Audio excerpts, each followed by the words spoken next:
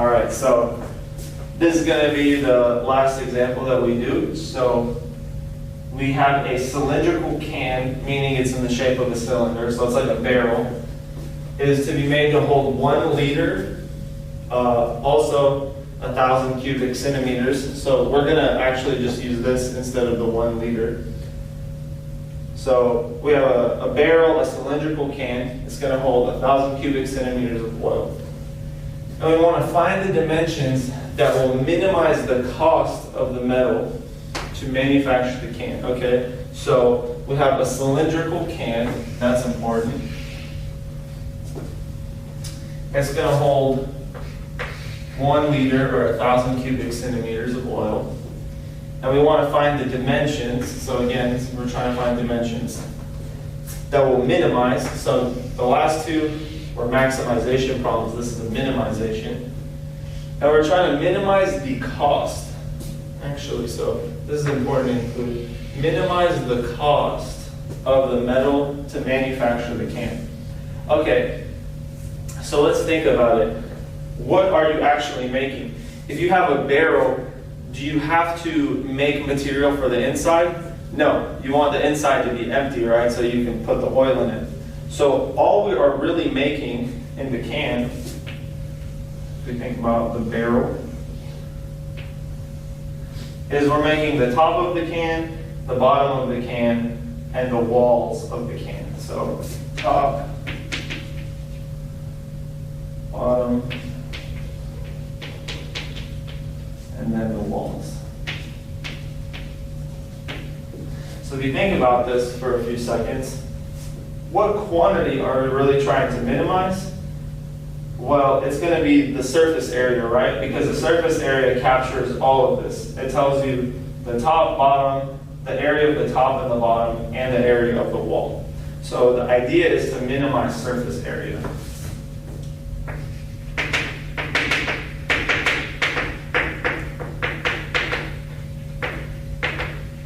We're going to want to minimize the surface area. And now you may be thinking, how do you know the formula for the surface area of the cylinder? Well, you're not wrong that it's a very difficult formula to come up with or just to remember. So it's better to just reason it based off the few formulas that we should know, or maybe know, from geometry.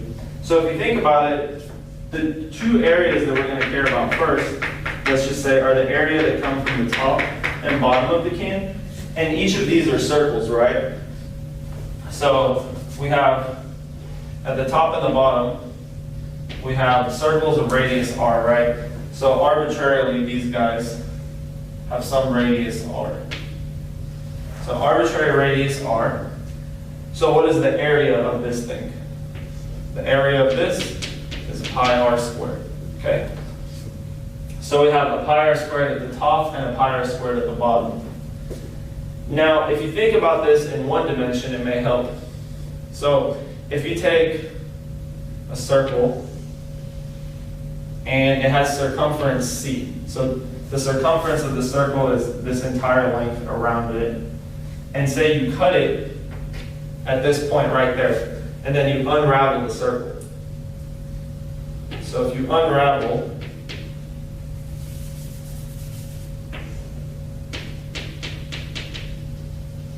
you get a line, right? Now, what should the length of this guy be? What should the length of this line be? Well, it's the same as all of this length, right? Which is just the circumference. Okay? So we're going to use this as inspiration because if you think about the wall of the barrel,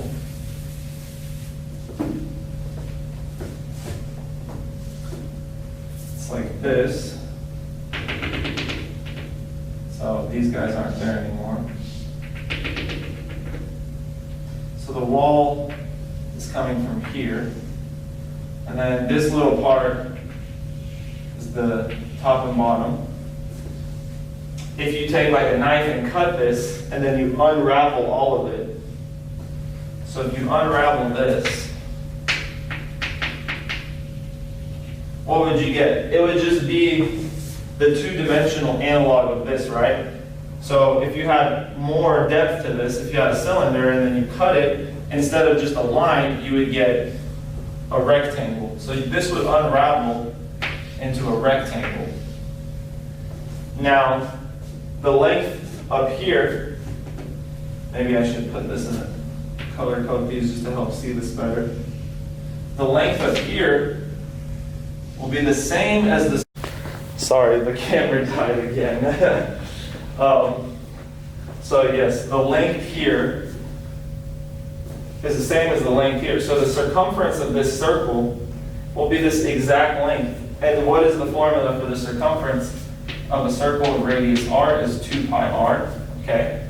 So that length is 2 pi r. And now this is simply going to be the height of the cylinder. So the cylinder has a certain height h, and this is the exact same as that. And so what is the area of this guy? Is this times that, so 2 pi RH, okay? So now we need to put all of this together, because the surface area is just going to be the sum of these three things that we found. The area of this, plus the area of the wall, plus the area of the bottom. So surface area, which I'll just write as S, so S denotes the surface area, is going to be a function of two variables, the radius and the height, because it's going to be a pi r squared from the top, plus another pi r squared from the bottom, plus a 2 pi RH from the walls, okay?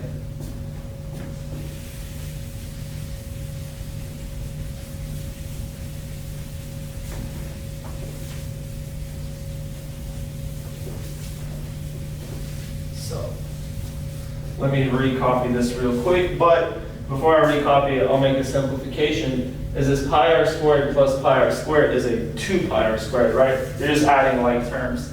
So really the surface area as a function of two variables, radius and height, is 2 pi r squared plus 2 pi RH.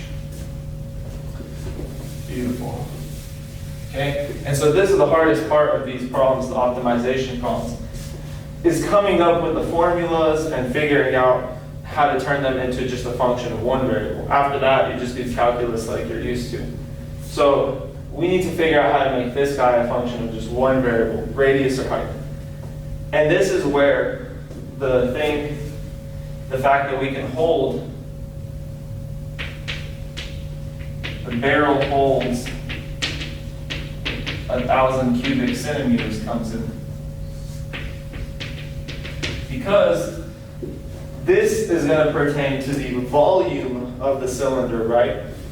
So we know that the volume, which is equal to 1,000 cubic centimeters, should be equal to what? Okay, now I have to know the volume of a cylinder. But if you think about it for a second, that is not super bad. So we said that this is like pi r squared, right? The area of this guy. So if you stack a bunch of pi r squareds h times, right? So if you think about a little disk of infinite thinness, it's really, really, really, really thin. It has pi r squared area, and you stack this h times, then it's just going to be pi r squared plus pi r squared plus pi r squared h times, right? So you're going to add this guy to itself h times. Well, that just means you put h out in front of it, right? If you add something to itself 3 times, you say it's 3 times that. So if you add this thing to itself h times, it's h times that. So this is pi r squared h. So then that's the volume of the cylinder. So you add this infinitely thin thing pi r squared to itself h times, and you get that, okay? This concept will become a little more formalized in later calculus courses, but this is kind of a nice way to reason it. Okay, so now just like with the farmer and the fence, we need to find a variable to isolate. And because if you solve for r, you'll end up having to take a square root, it's going to be easier to just solve for h. So if we take 1,000 equals pi r squared h and divide by pi r squared, we see that 1,000 over pi r squared is h. Okay, so we're going to replace the h in our surface area formula with that. So this guy h will get replaced with this. And now we've gotten rid of the only place that there was an h, but all h's will be gone. So our surface area is purely a function of the radius. So it's going to be 2 pi r squared plus 2 pi r times the new guy, what h now is, will be 1,000 over pi r squared. Okay, so the surface area, and now this simplifies a little bit. Okay, so the pi cancels, and then one of the r's cancel, leaving this as just a power of 1. And then you have a 2 times 1,000, so you get a 2,000 here, just over r. Right, if you think about this, 2 pi r is really like a fraction, 2 pi r divided by 1. And how do you multiply fractions? You multiply the numerator, multiply the denominator. So the only guy that's left is 2. That has 1,000, you get 2,000. And then the r that remained here is what happens. Okay? And now the last step is to write this in a form that's easier to take its derivative. Because with this, you would have to use the quotient rule. But if you just recognize that r to the negative 1 is the same thing as dividing by r, this is much nicer because you can use the power rule. Okay? And now again, we do the same thing. First derivative test to find the maximum or minimum, in this case minimum. So you take the derivative, and you get the 2 comes down with the power rule. Remember that these guys, the 2 and the pi are constants, so you can ignore them. So you just get a 2 coming down from the power rule. And then you get a minus 2,000 r to the negative 2, which we'll rewrite like this.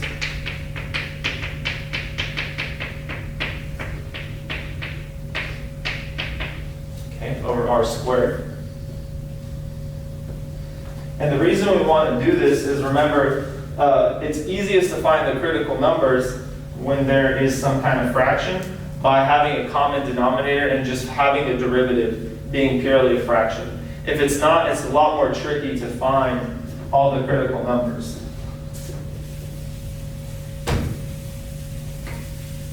Okay, so what we're going to do now is find this common denominator and combine to a single fraction. So if you think about it, this really is 4 pi r over 1, right? So this is missing the r squared down here, meaning we need to multiply the top and bottom of this guy by r squared. So multiply the top by r squared and multiply the bottom by r squared. When we do that, we get that s prime of r is going to be 4 pi r squared all over, r cubed over r squared minus the 2,000 over r squared. And this is exactly why we did this. So now they have the same denominator, so we can just subtract the fraction by subtracting the numerators. So the final form is this.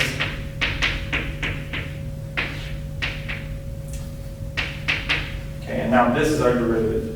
So we're going to use this form to find the critical numbers. So again, the first case is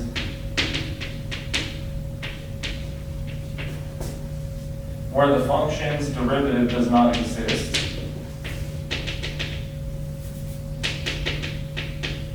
Okay, So where s prime, the derivative does not exist, gives us a critical number. Now, if you look at this function, we do have a very good chance of dividing by 0, right? If you take the denominator and set it equal to 0, if you take the square root of both sides, this means that r is 0. So yeah, if you stick 0 in here, you're going to be dividing by 0. Because you get 0 squared, which is 0. But let's think about whether this is a really good critical number or not. Would a radius of 0 actually give you a minimization? In some sense, yes, right? You wouldn't have to make any material. Because if your barrel has radius 0, it won't have any thickness. You'll just squish all of this into like a wire. So this has no radius. So yeah, maybe you'd have to just manufacture this little wire. But this will not fit the physical constraint that it has to be able to hold 1,000 cubic centimeters of oil. So even though this may give you a minimum of surface area, it doesn't match the extra physical constraint that we need for it to hold 1,000 centimeters cubed of oil. So we can rule it out. And this happens a lot with optimization. You have to use all of the information to see whether you have a critical number that's viable or not. So, does not fit the physical constraint.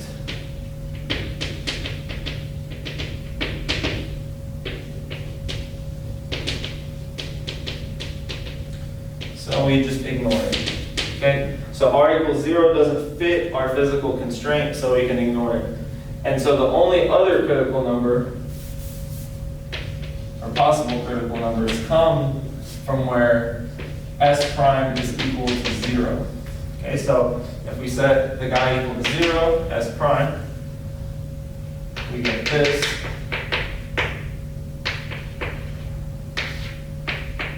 And again, you can put this over 1 and cross multiply. Effectively what you're getting is the numerator is 0. Okay? So now if you add the 2,000 to both sides, and just to avoid clashing with this guy, let's go over here. You'll get 2,000 is 4 pi r cubed. Okay, and now divide by 4 pi on both sides. Cancels out here. And then the 2,000 over 4 is a 500. So we're left with 500 over pi is r cubed. And then last thing is you take the cube root of both sides to get that the cube root of 500 over pi equal to r. So this is the possible minimizer for the radius. So we need to check that this radius really does minimize the surface area. And this obviously will allow us to fit the physical constraint, because now your barrel has some width, right? It has some non-zero radius. So to determine whether or not this is a minimum, we have to use the first derivative test. So again, we're going to put s prime of r here. We're going to put our critical number, the cube root of 500 over pi, over here. And we're going to test numbers before and after it to see whether the function changes from increasing to decreasing or vice versa. Okay? So we can put 0 in, right? That is, you might be your first guess, but you can see that, right? Remember that putting in 0 doesn't work. So you have to pick a number maybe slightly larger than 0, but less than this number. And to kind of get like a quick check, so my students are not allowed to use calculators, so we kind of have to reason this out. pi is like 3, so 500 over 3, is going to be over 100. So that the cube root, you can roughly say it is larger than 10. So you know that the cube root, roughly you have a good understanding of what the number is. So you know that 1 will actually work. So we're going to plug 1 in. Sorry if my arithmetic is horrible. That's just how it is sometimes. S prime of 1 is going to be 4 pi times 1 cubed minus 2,000 all over 1 squared. So we're putting it into this function. So as you can see, you're just going to get 4 pi minus 2,000. And this is definitely negative, because pi is like 3 times 4 is approximately 12, maybe a little bigger, but minus 2,000, yeah, this guy stands no chance. So this is negative. And now you can just pick some ridiculously large number that we know this can't ever be. Maybe like 500 itself, right? If you're taking 500 and dividing by pi, it's going to be less than 500. Cube root makes it even smaller, so we really don't stand any kind of chance here. So let's say S prime of 500. That's going to be 4 pi times 500 cubed minus 2,000 all over 500 squared. Okay, now 500 cubed is definitely bigger than 2,000. So multiplying it by 4 pi is going to make this positive. This is always a positive number. Again, you don't need to know the number, you just need to know whether it's positive or negative. So this is going to be positive. Okay. So what does this tell us?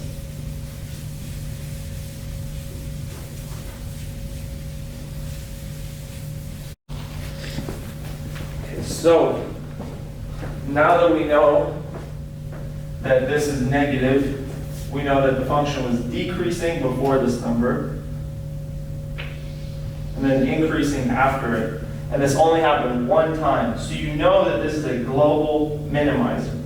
It was always decreasing until it hit this point, and then it went increasing, and this never changes. So this is a global minimum, and so it's actually the dimension of the radius that we're looking for. So this is what we conclude.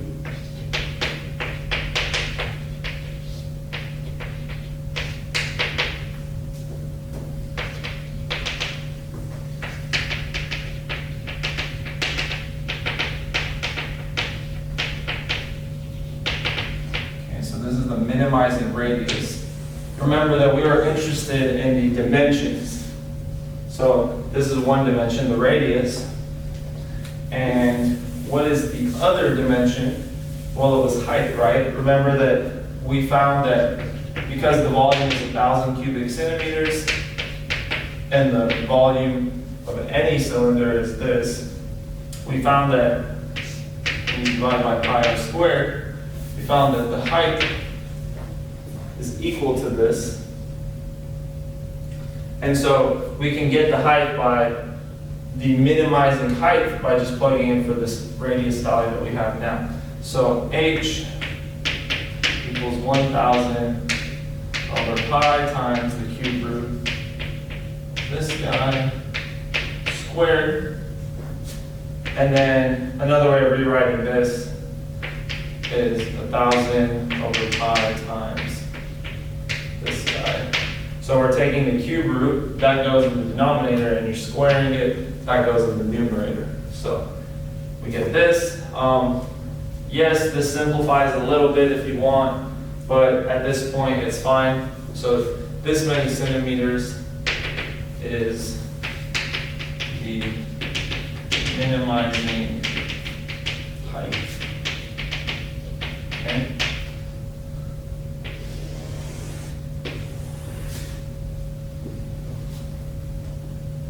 So this is the minimizing height. We found the minimizing radius, so we're done because we wanted to know the dimensions that minimize the cost, aka the surface area, which is what we really found we need to minimize. So hopefully these 3 examples give you an idea of what's going on here. You use the information to come up with some formula or some equation of something that you're trying to minimize or maximize. Sometimes it's more than one variable, so you use the extra information of the problem to reduce the function to just a function of one variable, and then you just find the min or max using techniques we've been doing for a long time, just with like the first derivative test. So with a lot of practice, hopefully this becomes crystal clear, and thank you guys very much.